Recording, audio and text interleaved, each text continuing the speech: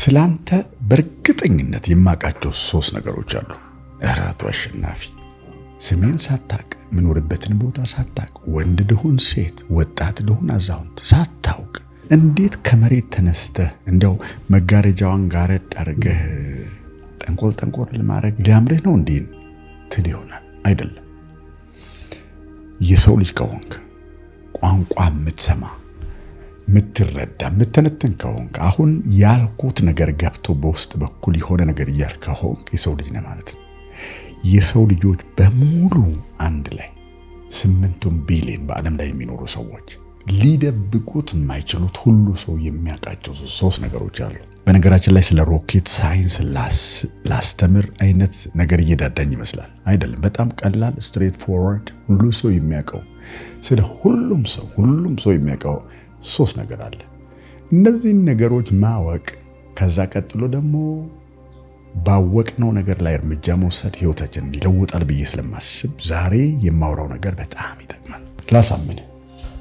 አንደኛው ስላንተ የማውቀው ነገር ወደዚህ ምድር ተጠርተህ መጥተሃል። ተወልደሃል። አልተወለድኩም፣ ተወልደሃል። የወለዱህን ቤት ወላጆችን አላውቃቸውም። የተወለድኩበትን ቦታ አላውቀውም። ጾታህን ወይም ጾታሽን ሴት ትሁን ወንድ ማውቀው ነገር የለም። የቆዳህን ቀለም፣ የፀጉርህን ልስላሴና ክርዳዴ አላውቅም። ቁመትህን፣ ክብደትህን አላውቀውም። አንድ ማውቀው ነገር ግን ይሄን ቪዲዮ የሚያይና የሚረዳ ፍጥረት የሰው ልጅ ነው። ይሄ የሰው ልጅ ደግሞ አንድ ቀን ምናልባት በአመት ታከብር ይሆናል የልደትህን በዓል። ተወልደህ መጥተሃል። መወለድ ማለት ምን ማለት መሰለህ? መጠራት ማለት ነው። እዚህ ምድር ላይ ያሉ ሰዎች በሙሉ በፈጣሪ እቅድ ተጠርተው በዚህ ዘመን እዚያ ቦታ ከነዛ ቤተሰቦች እንደተወለዱ ማወቅ ያስፈልጋል። ተወልደሃል ማለት ተጠርተሃል ማለት ነው። ህይወት ጥሪ ያድርጋልን የመጣው ወደዚህ ስትመጣ ከተሰጠ ህይወት ጋር ጎን ለጎን ደግሞ ሌላ ነገር ተሰጥቷል። ተልእኮ ይባላል። ሚሽን ተሰጥቶን የመጣው ልታደርገው የተገባ ከነፍስ ጋር አብሮ የተሰራ የተጋገረ የተሸመነ በተፈጥሮ ውስጥ ፈጣሪ አርጎ የሰጠህ የሆነ የምታከናውነው ነገር አለ። ተልእኮ አለ እዚህ ምድር ላይ።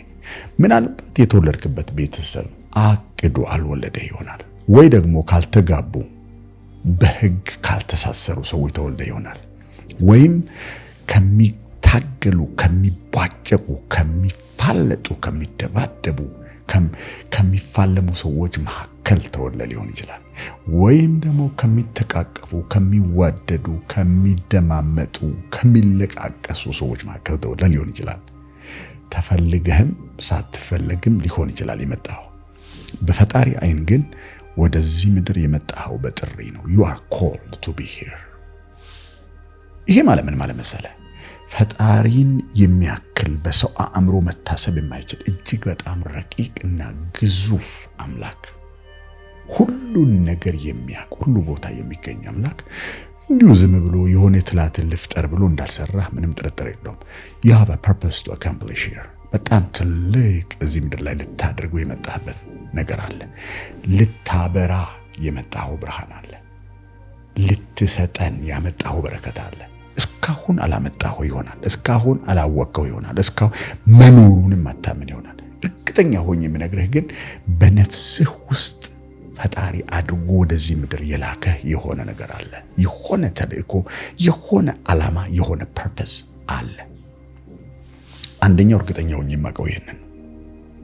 ሁለተኛው አሁን በህይወት አለ። በህይወት አለ ማለት ምን ማለት መሰለ? እስከዚህኛው ቅጽበት ድረስ የኖርከው ኑሮ ዓለም አገር ሁሉ ያውቀዋል። ከዚህ ደቂቃ ጀምሮ ወደፊት የምትሆነውን ሰው ግን የሚያውቅ ሰው የለም። ወደዚህ ቦታ መልሳለሁ። ስለዚህ ተወልደሃል፣ ተጠርተሃል፣ አሁን በህይወት አለ። አንድ ግን ደግሞ ልትሰማው የማትፈልገው ነገር አለ።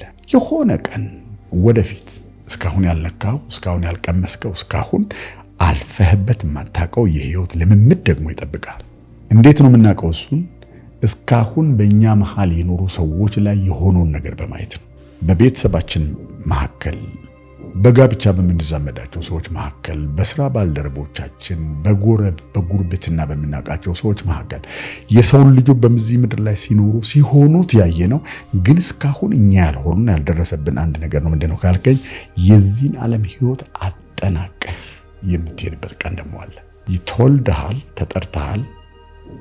ያ የጠራህ መልሶ የሚጠራህ ደግሞ ሌላ ወደ መጣህበት የምትመለስበት ቀን አለ። በሁለቶቹ ብራኬቶች መካከል አሁን በህይወት አለ። በጣም ፋሲኔት የሚያደርገኝ ስላንተ ሳስብ ደስ የሚለኝ ኢንስፓየር የሚያደርገኝ ነፍሴ ውስጥ እሳት የሚለቅ አንድ ነገር ምንድነው ካልከኝ የሰው ልጅ ከሆንክና አሁን በህይወት ካለህ ከዚህ ደቂቃ ጀምሮ ወደፊት ምን ልትሆን እንደምትችል መገመት የሚችል ስጋ ለባሽ የለም። ምናልባት እስካሁን በችግር ውስጥ አልፈ ሊሆን ይችላል። በብዙ ማጣት፣ በብዙ መታመም፣ በብዙ ሰላም ማጣት፣ በብዙ ጉስቁልና አልፈ ሊሆን ይችላል። የሆነ ነገር ከገባብህ፣ የሆነ ነገር ውስጥ ክሊክ ካረገ፣ የሆነ ነገር ውስጥ ትራንስፎርም ካደረገው፣ የሆነ ብርሃን ከገባብህ ከነገ ጧት ጀምሮ ከእንቅልፍ ስትነሳ ምን አይነት ሰው ልትሆን እንደምትችል የሚገምት ሰው የለም።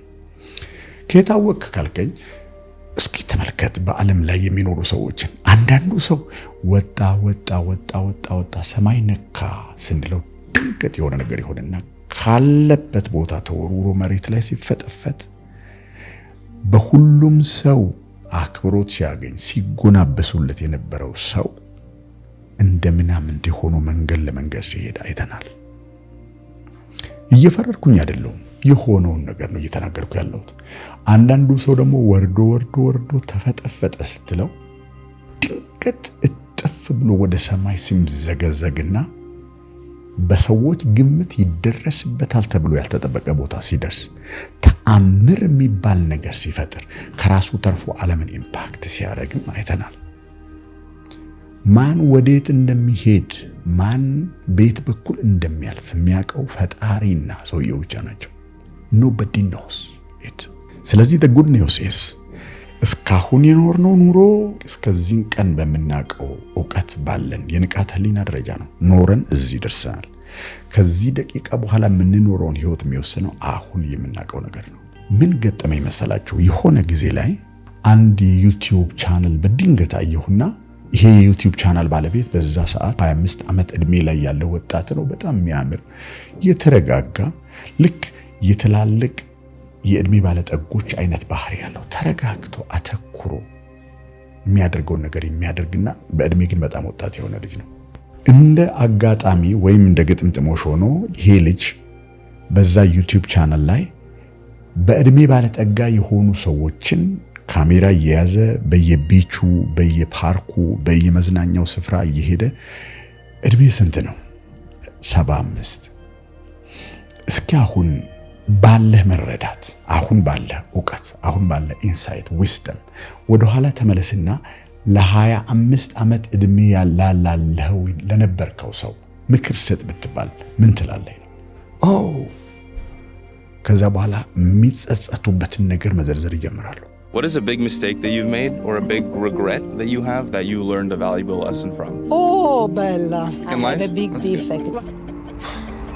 አሁን ባለኝ ዕውቀት ወደ 25 ዓመት እድሜ ወዳለኝ እኔ 25 ዓመት እድሜ ላይ በነበርኩበት ሰዓት ላለሁት እኔ ሄጄ ምክር ስጥ ብትለኝ ይሄን አላደርግም ነበር። ፈጽሞ ይሄን አላደርግም ነበር። ፈጽሞ ይሄን ከማድረግ ወደ ኋላ ልልም ነበር። ግን ምን ያደርጋል? አሁን የቀረው ዘመን በጣም ትንሽ ነው። ከተሳካላቸው ሰዎች ደግሞ አንዱን ይሄድና እንዲህ አይነት የስኬት ማማ ላይ የወጣው ምን መርህ ብትከተል ነው? ምንድን ያደረከው? እስኪ በዚህ አሁን ባለ መረዳትና ዕውቀት ወደ ኋላ ተመልሰ ለ25 ዓመቱ አንተ ምከረው ብትባል ምን ትመክረዋለህ? በመጀመሪያ ደረጃ እንደዚህ ህይወት እንደዚህ አርጋ ትፈትናለች። እንዲህ አርገን መልስ እንመልሳለን። እንዲህ አርገን ቻሌንጅ እንደረጋለን። እንዲህ አርገን እናልፈዋለን። ዝርዝር ነገር ይናገራሉ። የተናገሯቸው ነገሮች እጅግ በጣም ብዙ ናቸው። ሂዱና ስፕራውት የሚባል ዩቲዩብ ቻናል ላይ ሄዳችሁ ተመልከቱ። ሰዎች ወደ እድሜያቸው ማምሻ አካባቢ ሲጠጉ ሲበስሉ ልምድ ሙክክ አርጎ ሲያበስላቸው ያለፉትን ዘመን የተጓዙትን ጉዞ ያሳለፉትን ነገር ጠቅላላ ወደ ኋላ ሄደው ሲመለከቱ አሁን ባላቸው የህይወት ልምምድ አሁን ባላቸው ዕውቀትና ጥበብ ምን ሊያስተካክሉ ይችሉ እንደነበር ይገባቸዋል። ግን ምን ያደርጋል ከዛ በኋላ የሚቀረው በጣም ትንሽ ነው። ምናልባት አሁን የምትሰማኝ ሰው የ25 ዓመት የ20 ዓመት የ30 ዓመት የ40 ዓመት የ45 የ55 የ60 ዓመት ሰው ልትሆን ትችላለህ። ከዚህ በኋላ ዘመን ቀርቷል። የሚኖሩ በጣም ብዙ ዘመናት አሉ። ተወልደሃል፣ በህይወት አለህ፣ ግን የምትሞትበት ቀን በጣም ሩቅ ነው። ወደ መዳረሻው ጥግ ላይ ደርሰው እዚህ ቦታ ላይ ያሉ ሰዎች ምክር የሚሰጡ ሰዎች ያሉትን ነገር ብንሰማ ህይወታችንን ማስተካከል እንችላለን ብዬ አስባለሁ። ምን ይላሉ? በጣም አሳጥሬ የተወኩትን ትቼ ዋና ያልኳቸውን ነገሮች እዚህ ጋር ትቼላችኋለሁ። የመጀመሪያው ሰዎች አሁን ባለኝ መረዳት ወደ 25 ዓመት ዕድሜ ብመለስ ማደርገው የሚሉት ለራሴ እውነተኛ ሆናለሁ ይላሉ።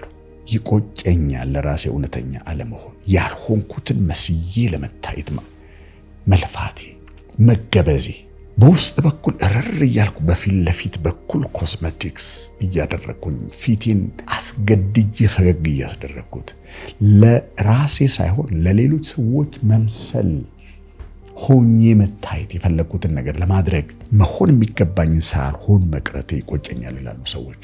እስኪ እናንተ ልጠይቅ፣ አሁን ገና ብዙ ዓመት የሚቀራችሁ ሰዎች፣ ገና የምትኖሩት ረጅም ዓመት ፊት ለፊታችሁ ላይ ያላችሁ ሰዎች are you happy about your life? ደስተኛ ነህ ሆይ? አእምሮ ውስጥ እርስ በርሱ የሚካሰስ የሚጠላለፍ የሚነታረክ የለም ወይ? ለጥ ያለ የጨቅላ ሕፃን እንቅልፍ ነው ወይ የምተኙት? ግንኙነቶቻችሁ ጥሩ ናቸው ወይ? ጤንነታችሁ ደህና ነው ወይ? እንደገና እድል ቢሰጣችሁና ጀምሩ ብትባሉ የምትኖሩት አይዲያል ህይወት ይሄ ይሆን ነበር ወይ? የምታስተካክሉት ምንም ነገር የላችሁም ወይ? በቃ ህይወት የሚኖረው እንደዚህ ነው ብላችሁ ነው የምታምኑት ወይ? ይሄን እያንዳንዱ ሰው ቁጭ ብሎ ጠረጴዛ ላይ ሰፊ ወረቀት ዘርግቶ ቁጭ ብሎ ኦዲት ማድረግ ያለበት ይመስለኛል። ሰዎች ለራሳችን እውነተኛ መሆን አለብን። ለሌሎች ሰዎች ለማስመሰል የምንጥረውን ያህል ሌሎቹን ሰዎች ትተን ለራሳችን ነፍስ፣ ለራሳችን ህሊና፣ ለራሳችን ውስጣዊ እርካታ ታማኝ ብንሆን አሁን የምንኖረው ህይወት ከነገ ጧት ጀምሮ መለወጥ ይጀምራል። በእርግጠኝነት ሆኜ የምነግራቸው ይሄንን ነው። አንዳንዶቹ ሰዎች የሚቆጫቸው አንዱ ነገር ምንድነው ብትሉኝ፣ ነፍሴ ዘምር እያለችኝ እሱን ትቼ በማያረካኝ፣ በሚያሟጥጠኝ፣ በሚያደርቀኝ ህይወቴን ከውስጤ በሚመጥ ነገር ላይ ያባከንኳቸው 40 ዓመታት በጣም ይቆጩኛል ይላሉ። ኦኬ፣ ፊት ለፊታችን ላይ ያለ ማለት ነው ይሄ ነገር። ህይወታችንን እንደ ጀግና፣ እንደ ደፋር፣ ከጀርባችን የሚያግዘን ከኛ የሚበልጥ ደጋፊ አምላክ እንዳለን ሰዎች እዚህ ምድር ላይ ስንኖር የፍርሃትና ነካ ተወት የማድረግ ህይወት ሳይሆን በማይቀለበስ ስፒሪት የፈለግነውን ልባችን ውስጥ የሚመላለሰውን ህይወት የመኖር ካሬጅ ቢኖረን ወደ እድሜያችን ማምሻ ወደ ኋላ ተመልሰን አንጸጸትም።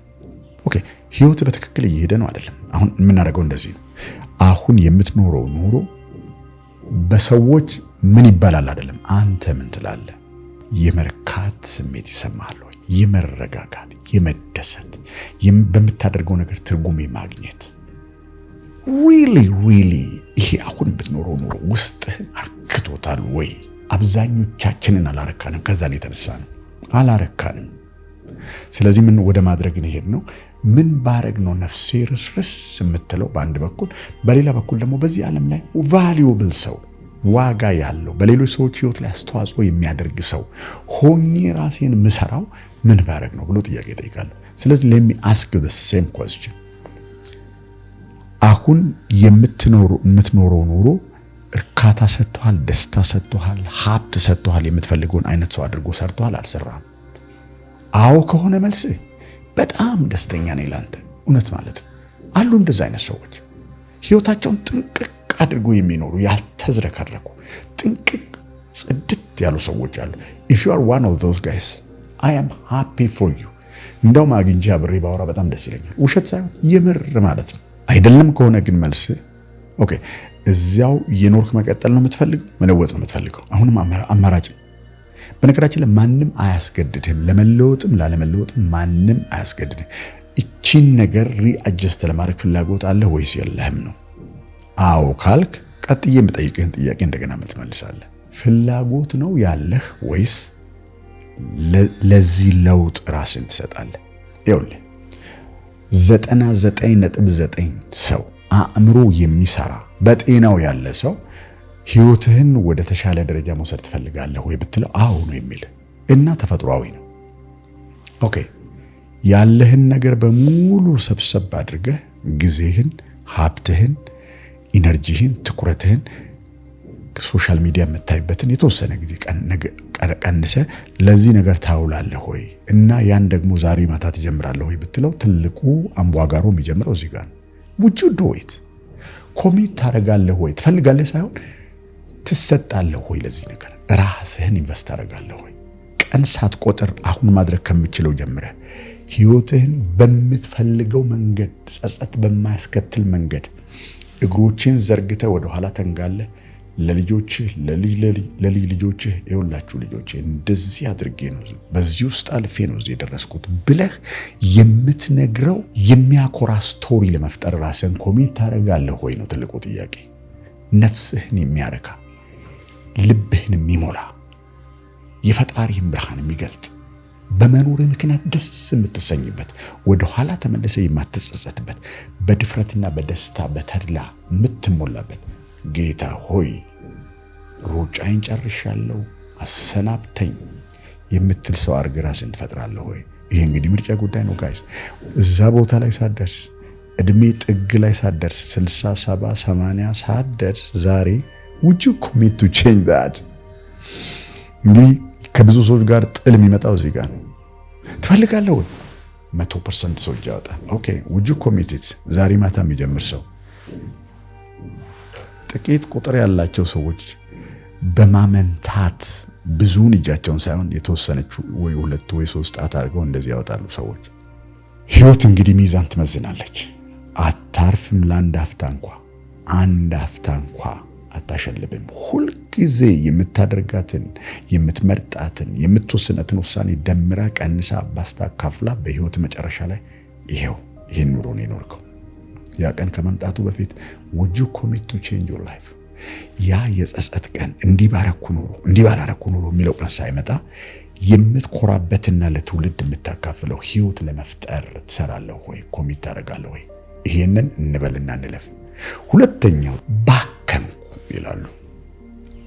ህይወት በጣም ጥቂት ነገር ብቻ ነው የሚያስፈልገው ደስታን ለመፍጠር ለመሟላት ያስተዋጽኦ ህይወት ለመኖር ህይወትን እስከ ጥግ ድረስ አጣጥሞ አንጠፍጥፎ ለመኖር ጥቂት ነገር ብቻ ያስፈልግ ነበር።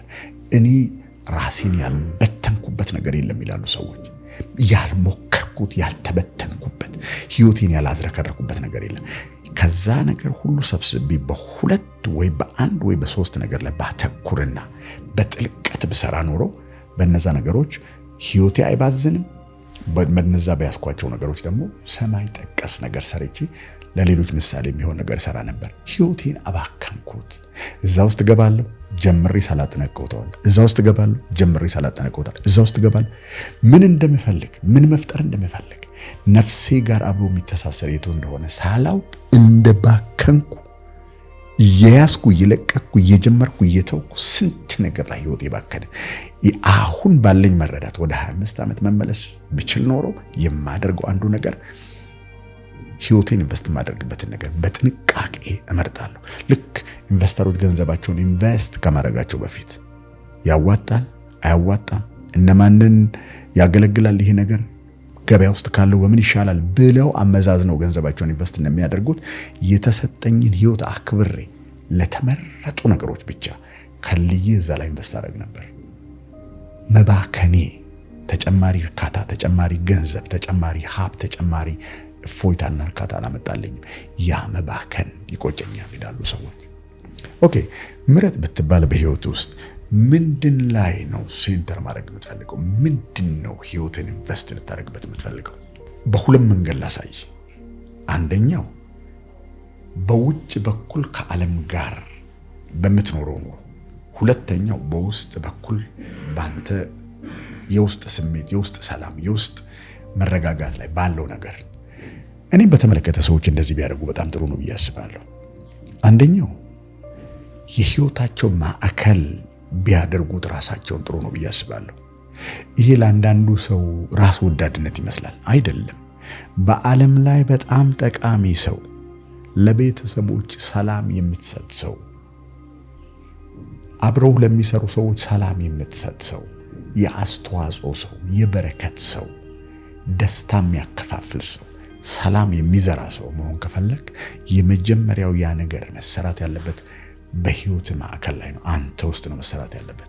ሰላማዊነት አይፈበረክም። ትሆነዋለህ። ከዛ በኋላ ከነኩ ሰዎች ሁሉ ጋር ትከፋፍለዋለህ። ሰው ራሱ ሰላማዊ ሳይሆን ራሱ እንደ ጨቅላ ሕፃን ጦሽ ብሎ የሚተኛ ሰው ሳይሆን እንዴት አድርጎ ነው ሰላም ለሌላ ሰው የሚሰጠው? እንዴት አድርጎ ነው የሚናኝ ሰላምና ብርሃን ለሌሎች ሰዎች የሚሰጠው? በብርሃን በደስታ በሰላም መሙላት መጀመር ያለበት ሰውየው። ከዛስ ከሱ ቀጥሎ በቅርብ ያሉ ያገባ ልጆች የወለደ ሰው ከሆነ በቅርቡ ያሉ ቤተሰቦቹ ናቸው። እነዚህ በጣም ማተር የሚያደርጉ በእድሜ ማምሻ ላይ የሚቆጩ ነገሮች ናቸው። አንዳንዶቹ ሰዎች የሚቆጩት ልጆችን እንዲህ አድርጌ ባሳድግ ኖሮ፣ መታቀፍ ሲፈልጉ ባቀፍኳቸው ኖሮ፣ ባሌን አዝኖ ተበሳጭቶ አንገቱን ደፍቶ እያየሁት ከምፈርድበት አቅፌው ሃኔ ኢስ ኦኬ ብዬ ባቀፍኩት ኖሮ፣ ባገዝኩት ኖሮ፣ ስሜቱን በጠበቅኩለት ኖሮ፣ እሱ የተሳሳተ እኔ ትክክለኛ መሆኔን ለማረጋገጥ ከምተጋ ልቡን ባከምኩለት ኖሮ፣ ሳይሞት በፊት እንዲህ ባረኩለት ኖሮ፣ ግንኙነቶችን ቢያስኳቸው ኖሮ፣ በህይወቴ ውስጥ የሚመጡትን ሰዎች ባከበርኳቸው ኖሮ ይላሉ። እዛ ቦታ ላይ ያልደረስከው አንተ ቤተሰቦች ካሉ፣ ጓደኞች ካሉ፣ ኮሊጎች ካሉ፣ የምትነካካቸው የሰው ልጆች ካሉ እነዛ ሰዎች ወደ ህይወቱ ሲመጡ ፈጣሪ ወደ ህይወቱ ውስጥ እንደመጣ ብትቆጥርና ኦነር ብታደርጋቸው እነዛን ሰዎች ግንኙነቶችን ከፍ አድርገህ ብትይዛቸው ከጥቅምና ከትራንዛክሽን ትንሽ ከፍ ብለህ ብትይዛቸው would be wonderful። በህይወት መዳረሻው መጨረሻ አካባቢ እንዳው ሌላው ቢቀር በዚህ ዓለም እንኳን ብንናገር የሚያለቅሱ ከልባቸው ተንሰቅስቀው እንባ የሚያፈሱ ሰው ልጅን ታገኛለህ። በለቅሶ መካከል የሚያሾፉ ሰዎችን አይደለም፣ የምር የሚያለቅሱ አይኖችን ታያለህ። that's wonderful by the way። መቼም ስጋ ለባሽ አይደለን ሁላችን። በዛ ሰዓት ቀና ብለን ከልባቸው ያዘኑ እኛን በማጣታቸው ምክንያት የተከፉ ሰዎችን ማየት ምን ያህል ዋጋ እንደነበረን ነው የሚያሳየው። ስለዚህ እነዚህ ሁለተኛ ደረጃ ላይ ያለው ከኔ ቀጥሎ በዙሪያ ያሉ ሰዎችን መገንባት እጅግ አስፈላጊ ነው። ሶስተኛው በምንኖርበት ዓለም በምንሰራው ቢዝነስ፣ በምንሰራው አርት፣ በምንመራው ህዝብ፣ በምንሰራው ፖለቲክስ ያስተዋጽኦ ሰው መሆን፣ ተርፎ የሚፈስ ሰው መሆን፣ የምናደርገው ነገር ከሚያመጣልን ጥቅም በላይ ለሌሎች የሚሰጠው ጥቅም መብዛቱን ማረጋገጥ እጅግ በጣም አስፈላጊ ነው። እርካታ የሚገኘው ከመሰብሰብ ሳይሆን ሰተን ሰዎች ፈገግ ሲሉ ከማየት ነው። ይህን ሁላችን ማረጋግጠናል በየመንገዶቻችን። እዚህ ዓለም ላይ ገንዘብ ማግኘት ያስፈልጋል። ገንዘብ እርግጠኛ በሆነ መንገድ የሚገኘው ግን የሰዎችን ነፍስ በማገልገል ነው። ከኛ ወደ ሰዎች የሚያልፈው ነገር በበዛ ቁጥር ሰዎች ለኛ የሚሰጡት ገንዘብ ይኖራቸዋል። ገንዘብ ኢሹ አይደለም ማለት ነው። በሌላ አነጋገር ስንኖር በዚህ ዓለም ላይ ለኛ እርካታ የሚያመጣልን፣ ለዓለም ደግሞ ለውጥ የሚያመጣ እውነተኛ ለውጥ የሚያመጣ ሰዎች ላይ ውበት የሚጨምር፣ ደስታ የሚጨምር፣ ሀብት የሚጨምር፣ ከፍ የሚያደርግ የሚያሻሽል፣ ችግር የሚፈታ ነገር አድርገን ብናልፍ በህይወታችን እጅግ በጣም ደስተኞች እንሆናለን። በህይወታችን መጨረሻ ላይ እነዚህኞቹን ነገሮች እንደዚህ በተዋረድ ብንሰራቸው ሁል ጊዜ ከራሴ ጀምራለሁ፣ ወደኔ ዙሪያ ወዳሉ ሰዎች ሄዳለሁ። ከዛ በኋላ ወደማገለግላቸው ሰዎች፣ ወደምሰራው ቢዝነስ፣ ወደምገነባው ኢንተርፕሪኖሪያል ቬንቸር፣ ወደማደርገው ነገር ይሄዳል። ዓለም ላይ ማምጣት የሚገባኝን አስተዋጽኦ አምጥቼ ማግኘት የሚገባኝን ሀብት አፍርቼ መሆን የሚገባኝን ሰውኝ አልፋለሁ። በዚህ አይነት መንገድ በሚመለከተን ነገር ላይ ብቻ ህይወታችንን ኢንቨስት ብናደርግ የሚባክነው ነገር ይቀራል፣ ደስታና ሰላም ለኛ ይሆናል። ሶስተኛው እና ብዙ ሰዎችን ሽባ የሚያደርገው ልክ ይሄን ለማድረግ ስትነሱ ቀጥሎ የሚሆነው ነገር ምንድነው መሰላችሁ? እስከ ዛሬ ድረስ 40 ዓመት ሙሉ እንደዚህ ኖሬ ዛሬውኑ ጥፍ ብዬ እንዲህ አይነት ህይወት ብጀምር እንትና ምን ይላሉ? የታወቀ ነገር ነው ምን እንደሚሉ ባናውቀውም doesn't matter. Let me tell you something here. ሰው ምን ይለኛል ማለት የሚጠቅመው ለአንድ ነገር ብቻዬን አልኖርም። ጎረቤቶች አሉ፣ ቤተሰብ አለ፣ አብረውኝ የሚሰሩ ሰዎች አሉ፣ መንገድ ላይ የማገኛቸው ሰዎች አሉ። ከማህበረሰቡ ጋር አብረን ስንኖር የጋራ በሆነ ጉዳይ ላይ ማክበር፣ ባህል ማክበር፣ አንድነት ማክበር፣ ለቅሶ መደራረስ፣ በደስታ ጊዜ መተጋገዝ፣ መረዳዳት፣ ይሄ መስተጋብሩን መጠበቅ፣ የሰው ልጆችን ግንኙነት መጠበቅ እጅግ በጣም ቫይታል ነገር ነው። ጤናማና መደረግ ያለበት ነገር ነው። ኦኬ እሱን ማለት አይደለም። ሰው ምን ይለኛል ማለት ምለው ከዛ ጋር በተያያዘ አይደለም። ወደዚህ ተመለስና የግልህን ህይወት ስትኖር ግን አንድ እርግጠኛ የሆነ ነገር ነግርሃለሁ። በውስጥ በኩል የሚሰማህን ስሜት አንተን በሚሰማ ደረጃ የሚጋራ አንድ ስጋ ለባሽ የለም እዚህ ምድር ላይ። you feel it። ሐዘን ታዝናለህ፣ ደስታ ትደሰታለህ፣ ፍርሃት ትፈራለህ። በውስጥ በኩል የምትኖረው ህይወት በግልህ ነው የምትኖረው። እርካታ የሚያመጣ ከሆነ ደግሞ ሙለት የሚያደርግ እርካታ ይሰማል፣ ደስታ ይሰማል፣ መረጋጋት ይሰማል፣ ሰላም ይሰማል። በግልህ ነው ኤክስፒሪየንስ የምታደርገው ይሄን ነገር። የግልህን ህይወት በተመለከተ መስመርህን ማስመር ያለብህ አንተ ነህ። የግልህን ህይወት በተመለከተ ይሉኝታ የሚባል ነገር የለም። አብረን የምንኖረው ህይወት በተመለከተ ግን ይሉኝታ ያስፈልጋል። ብዙዎች ሰዎች በጋራ ለሚኖሩትም በግላቸው ለሚኖሩትም ነው ይሉኝታ የሚሉት። አንተ ህይወትን ስትመርጥ ግን ሌሎችም ሰዎች ህይወታቸውን የመምረጥ መብት እንዳላቸው ማወቅ ያስፈልጋል። ህይወትን መረጥክ፣ ከዛሬ ጀምሬ እንደዚህ እኖራለሁ አልክ፣ ከዛሬ ጀምሬ ይሄን አላደርግም ይሄንን አደርጋለሁ አልክ፣ ሂድ። ግን ያን አይተው ሰዎች የሚሉት ነገር አላቸው። አንዳንዱ ያበረታታሃል፣ አንዳንዱ ያሾፍብሃል፣ አንዳንዱ ያግዝሃል። በተለያየ መንገድ ለዛ ነገር ሰዎች ምላሽ ሊሰጡ ይችላሉ። አንተ መብትህን ከመረጥክ ለሰዎቹ መብታቸውን ስጣቸው። የሚፈልገው ይተች፣ የሚፈልገው ይደግፍ፣ የሚፈልገው ሰው ዳር ላይ ቆሞ የሚፈልገው ያሽሟጥ። it's up to them። ያንተ ህይወት እንዳልሆነ ማወቅ አለብህ። ሰዎች ያን ሲሉ ፐርሰናል አይደለም፣ ስላንተ አይደለም። ሰዎቹ የሚያወሩት ለራሳቸው ነው። የኔን መንገድ ስመርጥ ሰው ምን ይለኛል ብዬ ማውጣት ማውረድ ጊዜ መፍጀት፣ በነሱ ኤክስፔክቴሽን ራሴን ለመከርከም ማሰብ እድሜን ያሳንሰዋል፣ ህይወቴን ያቀጭጨዋል። ይሄንን ማድረግ በፍጹም የለብንም። እነዚህ ሰዎች ወደ ኋላ ተመልሰው እንደዚህ ነው የሚሉት። ነፍሴ ውስጥ የመዘመር መጽሐፍት የመጽሐፍ ቢዝነሶች የመገንባት የሰዎችን ችግር የመፍታት እንዲህ የማድረግ ውስጣዊ ዝንባሌ እየተሰማኝ ለልቤ እየከበደ ማድረግ እየፈለኩኝ ግን እንትና ምን ይሉኛል ብዬ አባቴ ምን ይለኛል ብዬ እናቴ ምን ትለኛለች ብዬ 60 ዓመት ከተጓዝኩ በኋላ ከ60 ዓመት በኋላ በነገራችን ላይ ግንጥል ብለው ያን ነገር የጀመሩና ያሳቁ ሰዎችም ጭምር አሉ። ህይወትህን ነገርኩህ እኮ። እናትህ ዶክተር እንድትሆንላት የፈለገችው ጥሩ እንድትሆን ላንተ ብላ ነው እንጂ ለራሷ ብላ አይደለም። ስለዚህ መሆን የሚገባህን ሰው ሆነ እናትህን ማስደሰት ማርካት ነው እንጂ እሷ ያለችውን እንደ መጨረሻ የእግዚአብሔር ቃል ወስደ መኖር አስፈላጊ አይደለም። ስለዚህ ፎሎ ዮር ሃርት። ልብህ ካዳመጥከው መንገድ ይሰጣል። ፈጣሪም የሚናገርህ በልብህ በኩል ነው። ለልብህ ደስ የሚለው የሚጠቅም የሌሎችን ሰዎች መብት የማይነካ ይልቁንም አገልግሎት የሚሰጥ አስተዋጽኦ የሚያደርግ ነገር ከተሰማ የሰዎችን ይሉኝታ የግልህን ህይወት በተመለከተ እርግፍ አድርገተውና መንገድህን ተከተል። ማረም የሚገባህን እያረምክ መቀበል የሚገባህን ምክር እየተቀበልክ መንገድህን ተጓዝ። ከዛ በተረፈ ሰዎች ምን ይላሉ ካልክ ዞሮ ዞሮ የልብህን ምክር ብትከተልም እርግፍ አድርገህ ምክርህን ትተህ እነሱ በሚሉት መንገድ ብትሄድም ሰዎች የሚሉት ነገር ግን የማታ ማታ ይኖራቸዋል። ብታደርግም ባታደርግም ሰዎች ይተቹሃል፣ ያበረታቱሃል፣ ይደግፉሃል። ሁሉም አይነት ሰው በየትኛውም አይነት መንገድ ላይ ብትሆን አለ። ልክስክስ ያለም ህይወት ብትኖር እነዚህ ሶስቶቹ ምክሮች አሉ። በተሳካ ጎዳናም ላይ ብትወጣ ሰዎች ስላንተ የሚሉት ነገር ሁሉ አያጨበጭብም፣ ሁሉም አያንቋሽሽም።